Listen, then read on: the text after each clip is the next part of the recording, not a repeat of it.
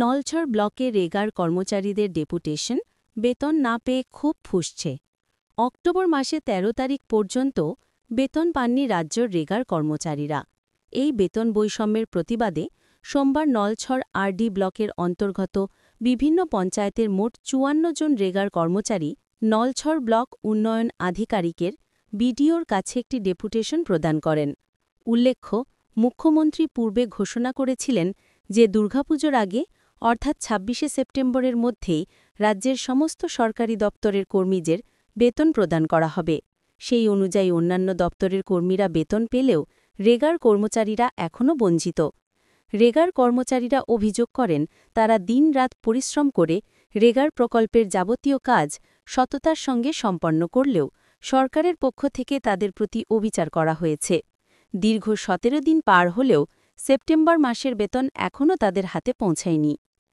Deputation শেষে Nalchar block সেলেস কমিটির সম্পাদক লিটন দেবনাথ একান্ত সাক্ষাৎকারে জানান, আমরা শুধু ন্যায্য পাওনাটুকু চাই, সরকার যেন দ্রুত আমাদের বেতনের ব্যবস্থা করে। তিনি আরও বলেন, দুর্গাপুজোর সময় অন্য কর্মচারীরা আনন্দে দিন কাটালেও রেগার কর্মচারীদের পরিবারে নেমে আসে হতাশা। এখন দেখার বিষয়, রাজ্য সরকার রেগার কর্মচারীদের এই বেতন বঞ্চনার বিরুদ্ধে কী পদক্ষেপ গ্রহণ করে। যেখানে মুখ্যমন্ত্রীর কথা ছিল যে প্রত্যেক কর্মচারী ২৬ তারিখের মধ্যে তাদের বেতন পাবে, আমরা নলছড় ব্লক কমিটি এবং সারা রাজ্যের রেগা কর্মচারী কোনো বেতন পাইনি।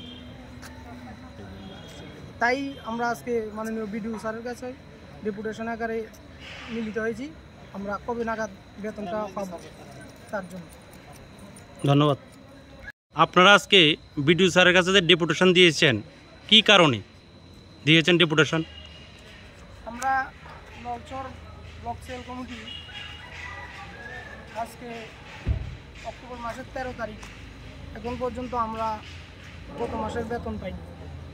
যেখানে মুখ্যমন্ত্রী কথা ছিল যে প্রত্যেক কর্মচারীর বেতন ২৬ সেপ্টেম্বরের মধ্যে সবাই পেয়ে যাবে, কিন্তু আজকে অক্টোবরের ১৩ তারিখ এখন পর্যন্ত আমরা আমাদের বেতন পাইনি। দুর্গা পূজা গেল, লক্ষ্মী পূজা গেল, সামনে আবার কালী পূজা আছে। আমাদের আর্থিক বিশেষ সংকটে পড়েছে।